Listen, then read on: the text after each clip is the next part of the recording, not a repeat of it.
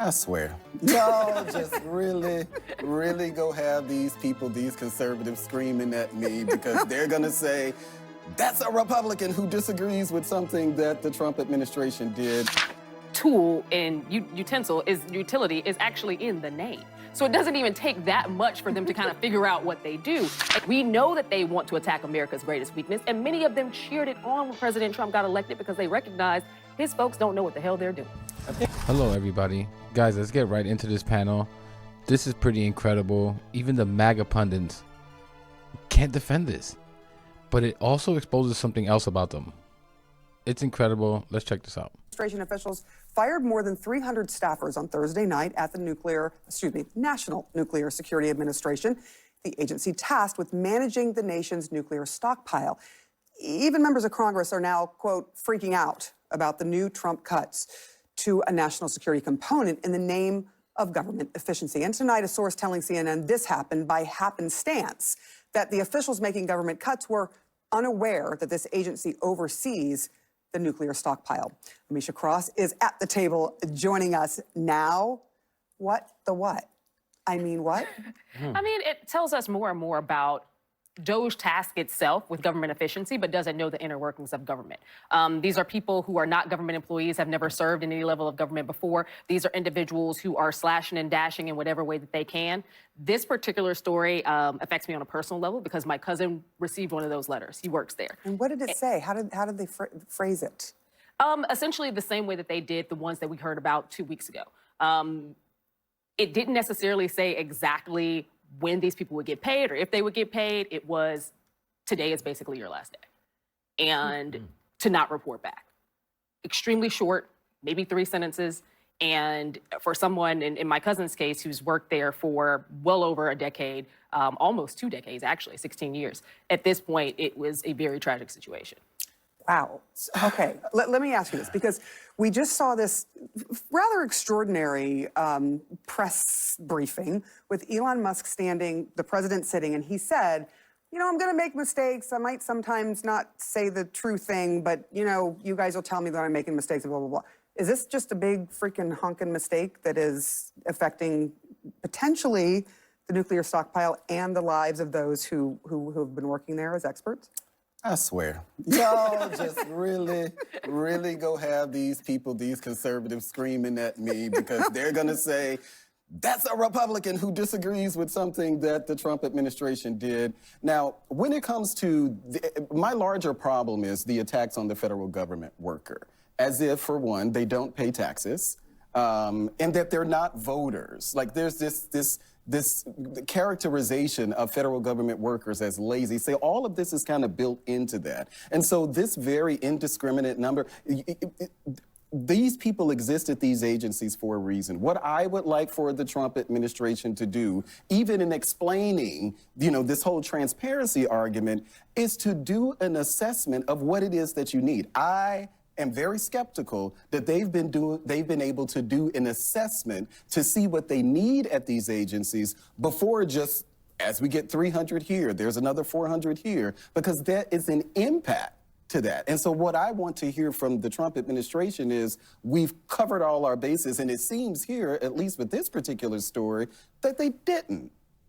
Oh, y'all just make this so Well, as the other Republican...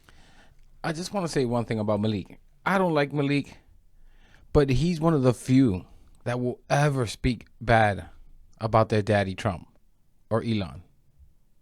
But what drives me nuts about him is that there's other issues that are so blatant and right in his face, like how he was defending P. Hegseth and him being a drunk and a sexual abuser. There's certain things that are right in his face that he just looks right past. Attacks on DEI, doesn't see it as a racial slur.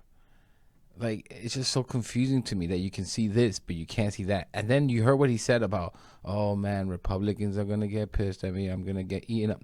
Yeah. And that's exactly why even the most dumbest things like the Gulf of America bullshit Trump is trying to do and banning the AP from the Air Force One, from the press pool, everywhere. They can't be part of it anymore. It's insane. And it just exposes why they don't push back. It's because they know that Trump is such a child that a reputable news station wouldn't call it Gulf of America. He bans them completely. He is a child. Aside from a child, he is an authoritarian. He has these fascistic tendencies. There's a reason why he wants to ban reporters that tell the truth. MAGA, conservatives, can't you see what he's doing? He's trying to screw you too. It's not like he's going to be secretly giving you the truth. He doesn't want you to find out what he's doing either. Like, knock some sense into your head. And I'll do you a solid and stand with you on this one, okay? There we go. But it is the risk of the burn it all down approach, and it's the risk of using ignorance as a tool to burn it all down. There's certainly pressure from those who voted for this, who want things to happen fast. And so DOJ, the Trump administration, is moving quickly, but it comes at the expense of making mistakes. I will say this, though. We also saw that this is kind of like, zero-based budgeting in a way, right? Where you have to justify some of these agencies and their responsibilities. Members of Congress, nothing is a sacred cow. Members of Congress made calls, they complained, they made the case, voila, it was fixed, and they reversed it. Maybe we'll see that happen with some other agencies. Maybe we won't. Thankfully, it happened for this one. But this particular... And guys, I just want to say a couple things. I hope MAGA, I don't think they are. These MAGA people are just so culty. They're just such in a cult. They will believe anything. This is why he said the whole shooting in Times Square thing. Because he knew you guys could not think for yourself. He knew that he could say and do anything and you guys would bow down and gulp it like the baby birds that you are. He just knows that about you. He's your daddy. And like the thing that's incredible about it is that some of these things about Elon Musk and Donald Trump being rich, and you hear this, it's like a social norm that these rich people are so smart. Let these rich businessmen take over. They're so smart. And I'm telling you, you're starting to find out how impressively stupid Trump and Elon are. Especially, guys, we all have friends, right? If you're goofy and you get another goofy friend, that exponentially increases. You got two idiots working together, two egomaniac idiots working together. They're just morons. They don't know what they're doing. They're just so greedy. They want to take the money away from the public so quickly. They want to cut all these programs so that they can do their tax cuts, so that they can open these businesses and not have to go through regulations and be audited in any way, so they can screw the American people even further. Because Elon Musk having $500 billion is not enough. These people are gross and it's so blatant what they're doing. Guys, Elon Musk was trying to get foreign workers into his company so he wouldn't have to pay Americans their fair wage. H-1B visas, do you idiots just forget about it? He does the Elon salute and you guys are right back. He does the Nazi salute. And you guys are right back in order. You see how stupid how he's feeding you the red meat? He knows you guys are racist and stupid. And he's using that against you. You don't have to be that way anymore. You can change. One's tool and utility is actually in the name. So it doesn't even take that much for them to kind of figure out what they do. I think that in the whole burn it all down approach, they're recognizing that people on the ground have a lot of distrust and disinterest in government and quite frankly are upset with systems in general. So they're using that to fuel the fire to eradicate things that put America at risk. And when we talk about things like this, we're talking America's national security. For the Republican Party, which is run on the safety and protection of the United States and being a leader of the world when it comes to our military, to ensure that they are hurting people in this process where we know what our adversaries are doing. We know that they want to attack America's greatest weakness, and many of them cheered it on when President Trump got elected because they recognized his folks don't know what the hell they're doing. Well, go ahead. I was going to say, He's a I fool. think you're exactly right. And look, Democrats, there are a lot of Democrats in Congress who are willing to give the Trump administration a chance when they said, we want to go in, we want to create more government efficiency, we want to do a complete audit.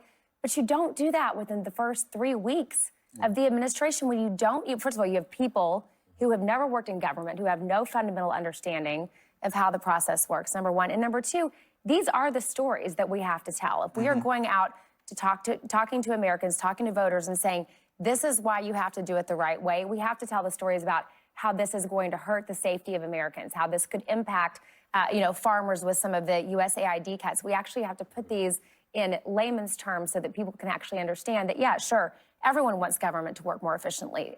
Everyone wants their taxpayer dollars to be stretched to the furthest. But when it starts to hurt you and your neighbors and your families, those are the stories that we have to tell. Everybody's right. Oh, there's a hot take. I'll tell you, there's another thing here that really bothers me, Sarah, and this is a type of hypocrisy that I've seen for a while now. There's always been, you know, this kind of hyperventilating, rightly so, I should add, over protecting middle-class workers and the working class and that sort of thing, unless they work for the government. Then they don't count. Then they're not real Americans all of a sudden. Then their jobs are disposable. You can cut them off immediately. That is a different type of elitism that has now crept into, you know, the right, where there's an elitism against working class people who have civil service jobs. When I was growing up, for black people, people of color, civil service jobs is one of your only ways to get into the middle class. You were told, my father was told to be a janitor when he was in school, and he was brilliant. He actually went back to school, became a doctor, but he was a probation officer for years. And that wasn't necessarily your ceiling, but man, was it a way for people to, you know, have middle-class lives, send their kids to school, all these types of things. generation. Yeah, yes, but those jobs are important. They're in jobs, and also people feel good about working civil service jobs many of the times. Many times they get really good benefits from doing those jobs that you can't get in the private sector. To have it wiped away, and it's, to me, it seems like they're just laughing about it, the way that, I think Musk is too flippant about the way that he does it. Thoughtful consideration about cutting these things, nobody can complain with. Of course there's fraud and waste in government. We all want that to go away. But you have to be more thoughtful about it because these are people's lives. Also because he's the richest man in the world and saying some of these things to people who make Yes. much less money, just enough for them to kind of live. The struggle. I mean, Elon Musk called Americans idiots, and that's why he needs to get H-1B visas. This is what he thinks of you, MAGA. And by the way, he thinks MAGA is the dumbest of them all. I'll tell you that.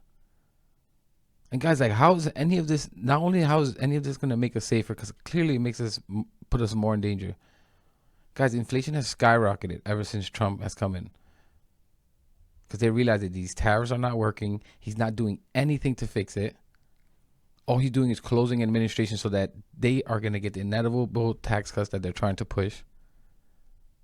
Like, guys, you're getting played. Like, there's a reason why Elon Musk and Donald Trump, they do these things like the Elon, the racist, whatever, Nazi salute. That's why Trump, the cats and the dogs, and she's not black and all that, because he knows that you guys have anger, and not only does he know that you have anger, he knows that there's a part of that base that's racist, and he uses that. He uses your inability to deal with the world around you. That's the nicest way that I can tell you about being racist or hating different people from you.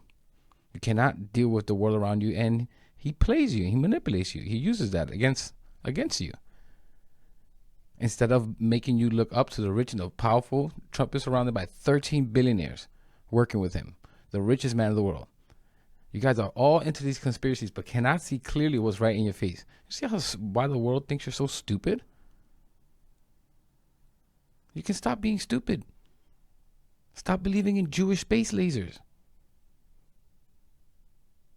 Like, the obvious is right in front of you.